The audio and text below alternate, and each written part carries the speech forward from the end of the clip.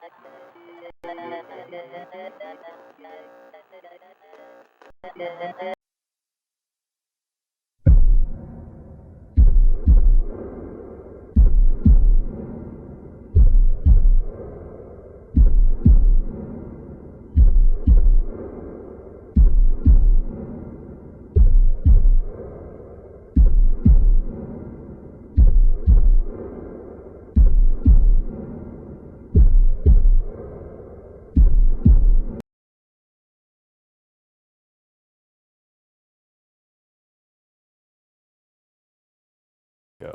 Hi everybody, welcome so much to Do You Believe Tonight on livesci-fi.tv. I'm your host Noreen, and I have with me tonight my fabulous co-host Tim Wood. Hey, what's up everybody? Thanks Tim for joining me tonight. Of course. Always a pleasure to have you on the show with me. It is a pleasure. Since you're the director. Oh yes, yes. Hey everybody, don't forget to please give us a like and please subscribe to the channel. Don't forget, after this show, we have another bonus show for you tonight. We will have Kevin Manis. Now, he's been on the Sci-Fi Paranormal Witness this week, and I just saw it again last night. He's the original owner of the Dibbit Box, and he has some really fascinating stuff to tell us. We're going to hear his story, and he also has a new Dibbit Box, and he's going to talk about that. Doesn't he have two? No, he only has one. The other one hasn't come yet. Okay. He says everybody wants to send him Dibbit boxes now. Not but getting he's got mine. problems with this one, so he's going to tell us. Cool. And did you bring your Dibbit box? I did not tonight. No. Yeah, I did not. And then our second guest will be Jason Haxton. Now Jason was a guest with us. If you look back in our archives on YouTube, we did a show with Jason called The True Story of the Dibbit Box. Yeah, they can just go onto our channel and search for Dibbit Box. It'll show up. Come up, yeah. So he's a returning guest, and we're going to find out what's happening in his life since he's had the Dibbit Box. So, and then tonight, right now, Tim and I are going to be talking about haunted dolls. And the three dolls we're going to be talking about, we're going to have some fun with this, is Annabelle from The Conjuring. Chucky. Chucky? From Child's Play. It is? I'm just, no, Oh. I'm joking with you. Yeah, okay. Robert the Haunted Doll and Yeah. Mandy the Haunted Doll. So why don't we start with Annabelle? Cool. Now Annabelle was Now, before we start, I mean, a lot of people know Annabelle from the movie The Conjuring. And what really sucks about The Conjuring, I have to say, is that they didn't portray the doll correctly. The real doll is a Raggedy Ann doll. And in the doll, they had to, of course, pick the creepiest doll that was probably ever made with like two glass eyes and stick it in the movie. So for those people that have watched The Conjuring, I don't think Noreen's seen it yet. I haven't. But the doll in The Conjuring, it does not accurately portray physically the physical characteristics of the doll. But if you think about it, if they just brought on a Raggedy Ann doll, that's not the doll isn't scary. I think all dolls are scary. Oh.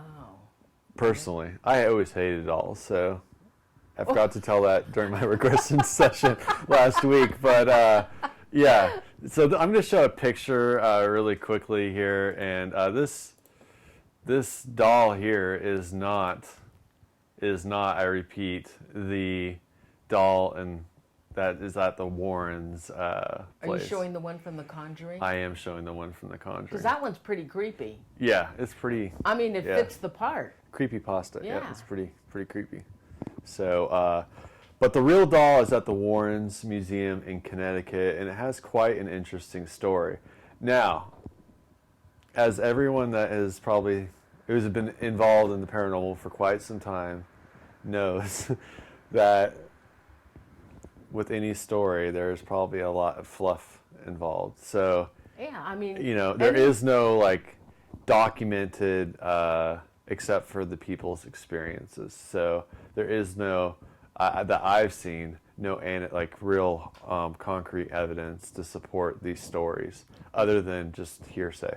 Exactly. So, but the doll, for if anybody wants to see it, is at the Warrens Museum in I believe it's in Connecticut. Yes, it's in Yeah. Connecticut. Yeah. So you want to tell them about the story? Yeah, okay, so Okay. the story starts that a mother in 1970 purchased an antique doll, an antique Raggedy Ann doll, to give to her daughter on her birthday. And her daughter's name is Donna. She was a college student at the time, and she had a roommate, Angie. Now, this doll, they didn't think anything of it. It didn't have anything special. It was just a doll.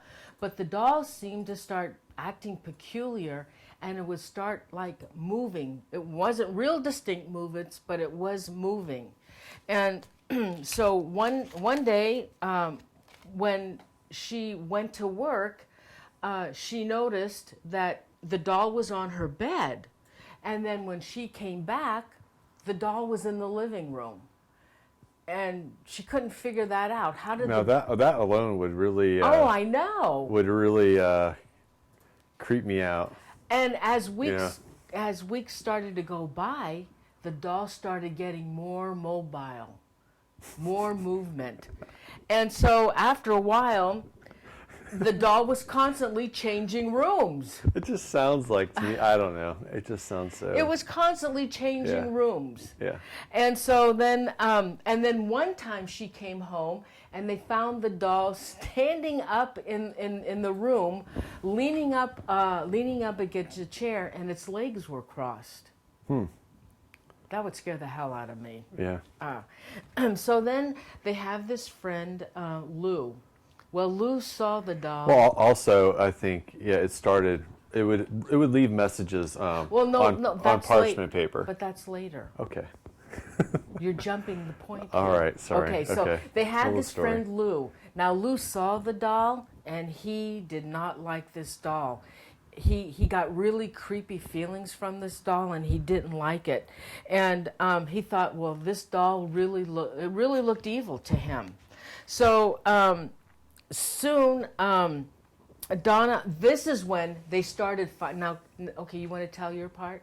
They started finding the parchment notes. You already stole my punchline. Oh, okay. Then they started finding notes, and it was in parchment paper. And nobody in the apartment owned parchment paper. Right. And it what were said- some of the things that It said? said, "Help us" or "Help Lou."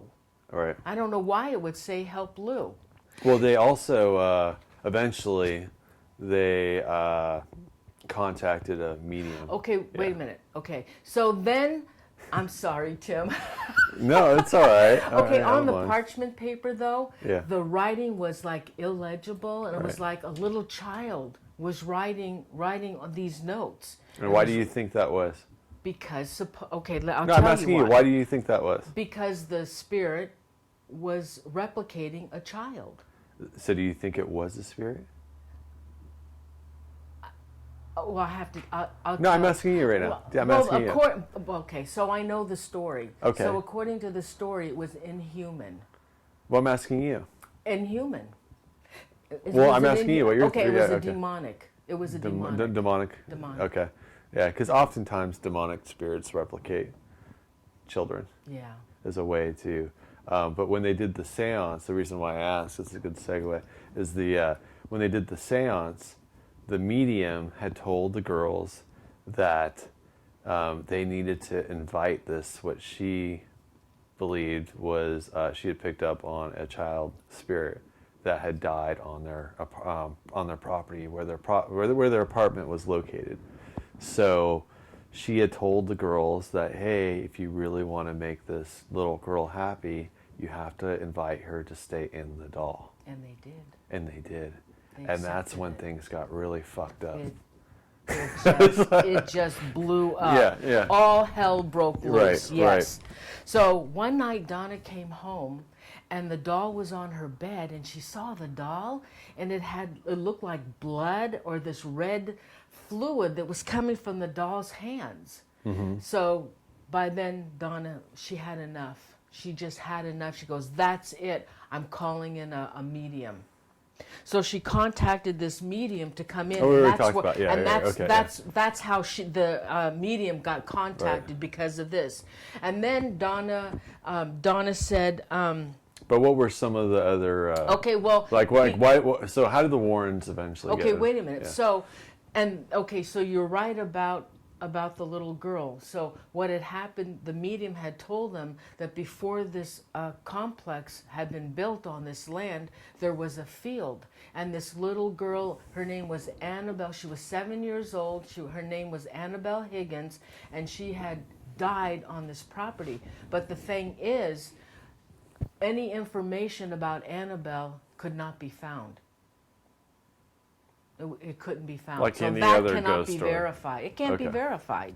So how did our the lovely Warrens get involved in the case? So then things kept getting worse and weirder in the apartment, and so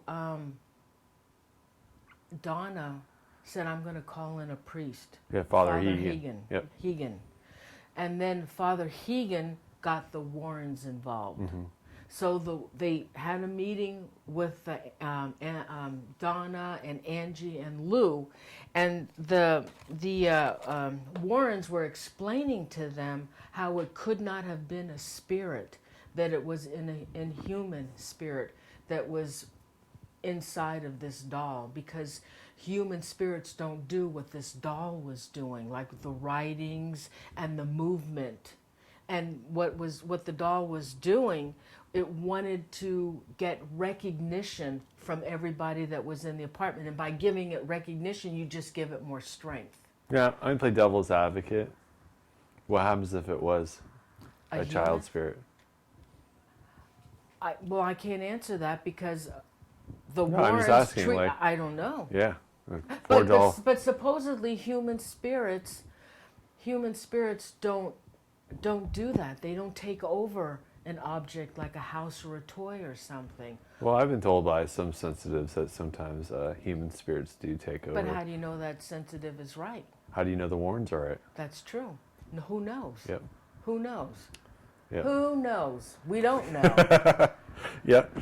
So, all right. Well, yeah. So basically, I mean, there are a couple myths and legends too that happened after the fact, after it ended up in the Warrens Museum. well, wait a minute. Well, I mean, But don't you want to hear the rest of the story?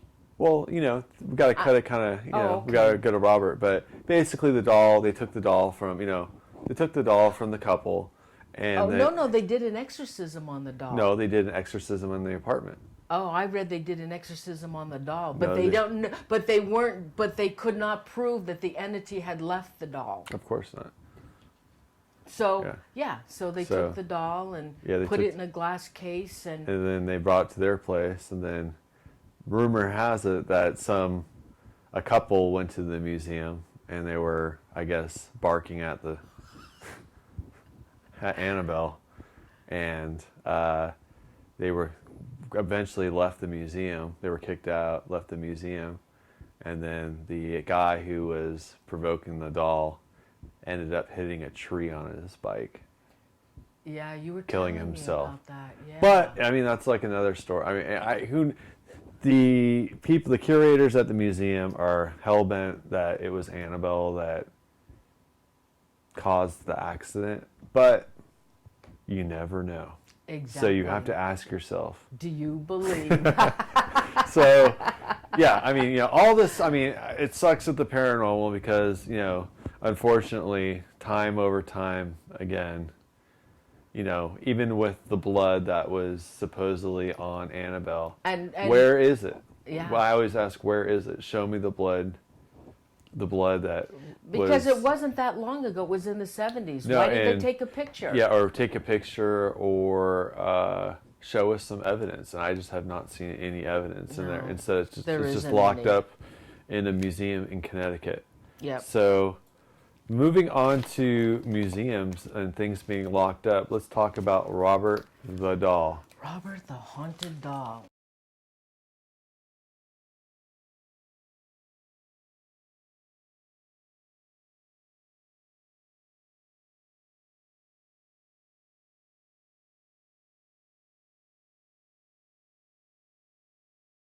lot of money, and the parents used to travel all the time. And because of their traveling all the time, and Robert was the only child, they hired a servant from the Caribbean. Now this servant loved Robert, but the thing is, the parents were really cruel and abusive to the servant, and she did not like the parents, even though she loved Robert. But and she used to call him Gene. Robert never went by Robert; he went by Gene. And even though she loved the child, well, what happened was one day the parents caught her practicing and doing some kind of voodoo, chanting in her room, and so they fired her. So out of revenge, she gave a doll to Robert, or to Eugene. And even this story is okay. can't be So proven. yeah, this story cannot be proven. Nope, it can't be proven. This is what they call A myth, an legend. An urban legend. Right. So, I love them. Yeah. Okay. I like it. Okay, so out of revenge, she gave this doll, and it had real hair. It had real hair, and it was supposed to look like Eugene. And that's or not Eugene. uncommon for those Well, it's dolls. voodoo. Well, yeah, but because- that's not uncommon for dolls in those days to have either human hair or animal hair, Well- because they didn't have the types of stuff to produce, stuff like they do today. So Well, a lot of the dolls back then did have real hair in them. and yeah. this doll did. Okay. And she knew when she was giving this doll to Jean that it was possessed. She knew it. Well, But that's what they But say. that's what the Yeah. story says. That's what the Okay. story says. And Eugene was 6 years old at the time, and this was in 1906, because Eugene was born in 1900s. And what nationality was the servant? She was from the Caribbean. Okay, so She I'm was just from the saying it's real easy to Caribbean. pin something on, Yeah. Well, and Yeah, she okay. practiced voodoo. Yeah. So, anyways, like I said, she loved Eugene. Now, when this doll was, and she had to leave, okay? So when this doll was given to Eugene, he automatically got an attachment to it, and he named it Robert. Well, he became obsessed with this doll. This doll went everywhere with him, at the dinner table, when he went to bed, and he even talked to it all the time. He talked to this doll, and the parents would hear him talking to this doll, and they swear that they could hear the doll answering him, because they would hear two distinct voices. Well, that's what they say. I Yeah. love it. It's an urban legend. Okay. I'm telling you what they said, which is really freaky. In those days, though, I mean, they didn't have TV. They didn't have radio. I don't think early 1900s. Oh, I don't think no. they had radio. They had yeah. records. They had, but Yeah, that's entertainment back then was pretty scarce. You didn't have a Game Boy. You didn't have a PlayStation. Cards and Yeah. so, yeah. I mean, back in those days, I probably would be talking to my doll too. Well, the parents would also get glimpses of Robert running around in the house. And then at nighttime, Eugene would scream, and they would come running into his room, and the furniture would be all over the place. And when they walked in, they would see this, and Eugene would be in his bed, and when they walked in, he would say, "Robert did it." So how did Robert get his name? Eugene named him Robert as soon as he got the doll. See, why? his name was Robert. Right. His name was Robert Eugene Otto, but as soon as he got, see, everybody called him Eugene or Gene. So when he got the doll, he named it Robert. That was the first thing he did. Okay. So then, yeah. So basically, as he got older, his parents, I guess, left him the house. well, the parents died, and he got the house. Got the house. He ended up marrying married somebody. Ann, yes. And he left the doll up in. I'll put a picture up of the house. It's Well, they put the doll in the attic.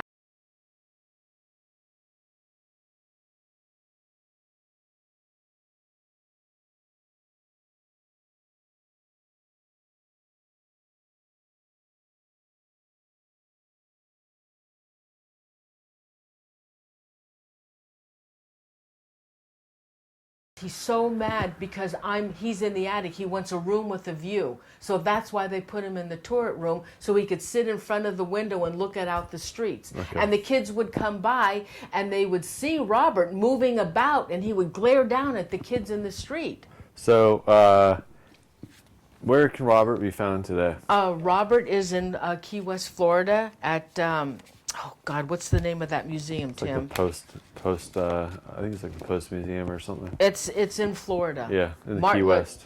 Yeah.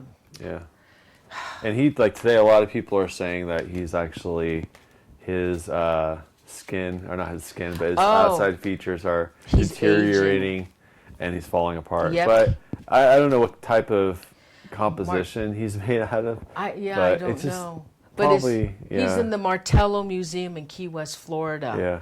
And people say they hear stuff in there, like, cameras don't work in there and all this this stuff, and it would be kind of interesting to go out there and to check him out. Yeah. They say that people write him letters all the time. They write him letters, and people, and it's said that you have to get permission from Robert to take his picture. And if you don't get his permission, they said that you are cursed for life. You and your family are cursed for life. Well, how do you know you have his permission? I have no idea. And supposedly Robert will give you the okay by turning his head.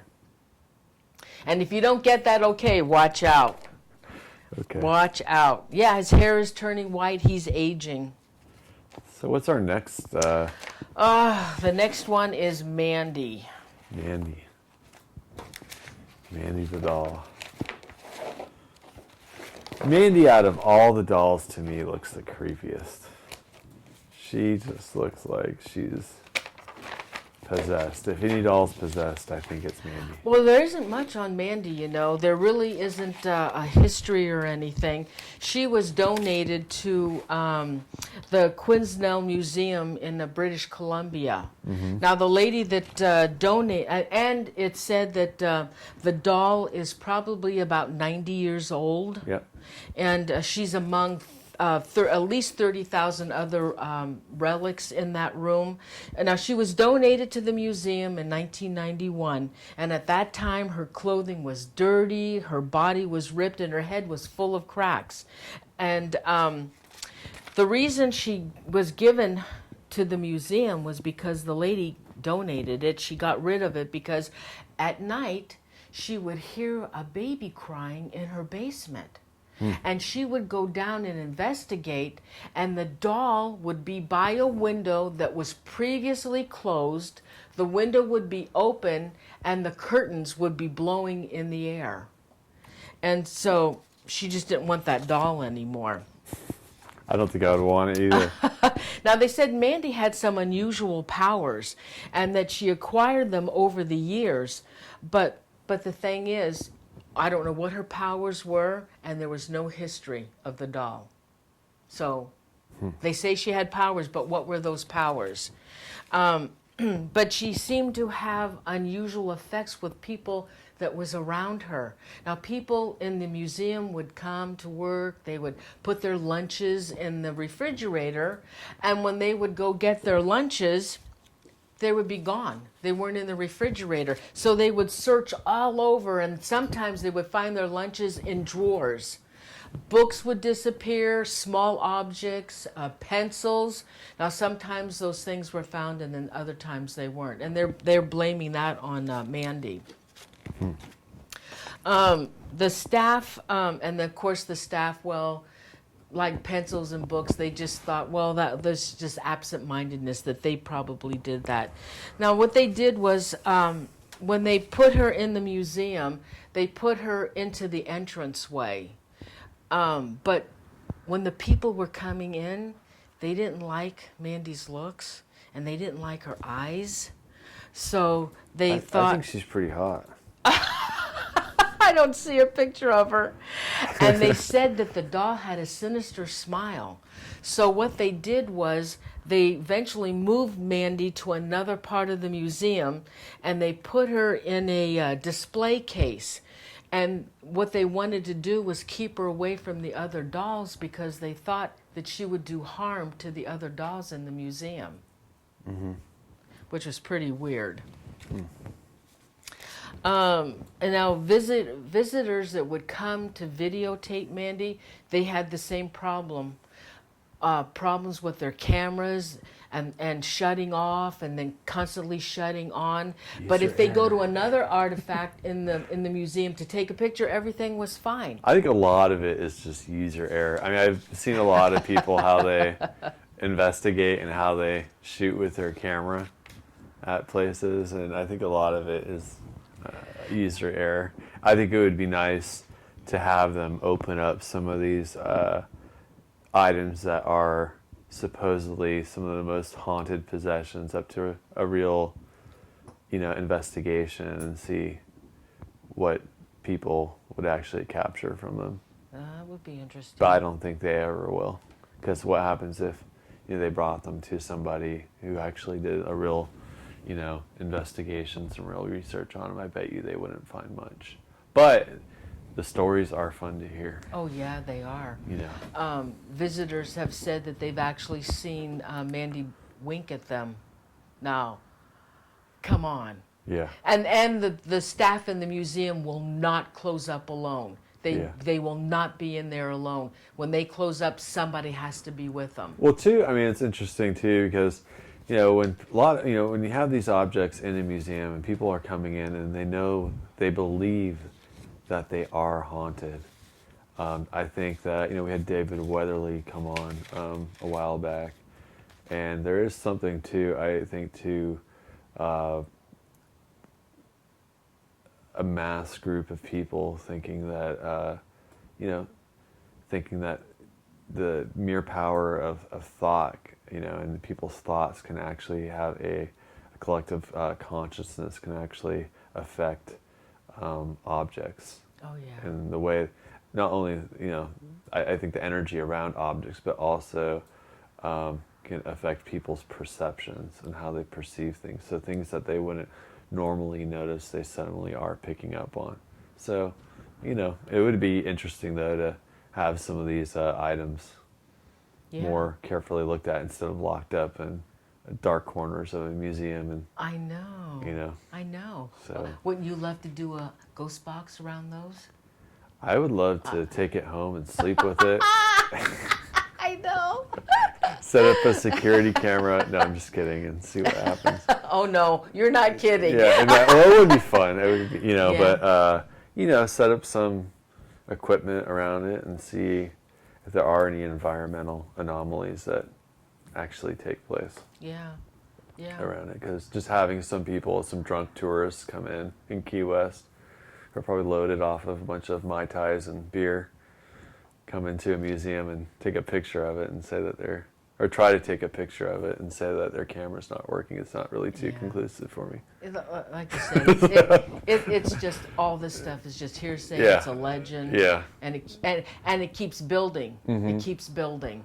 And what's really interesting too, is because these items are locked up, people do have things to gain from them by them being locked up. So, just stuff to think about. Well, and it brings in good money to the museums because they need the money. And many books. So, yep. are we? We'll we're going to finish this up. We're going to have Jason Haxton and Kevin Mannis join us in about 10 minutes, and we're going to do a show on not only an update on the Dybbuk box that was featured in the movie The Possession and Paranormal Witness, but also Kevin is going to tell his story first about how he came upon the box and some of the weird events that happened not only to him but to his family when they and what's happening now with the new Dybbuk box that he has a sister box. So it's going to be a very interesting show. We'll be back in about 10 minutes.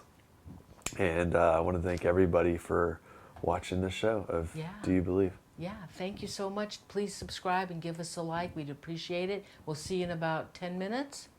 Okay, thanks, everybody. Thank you.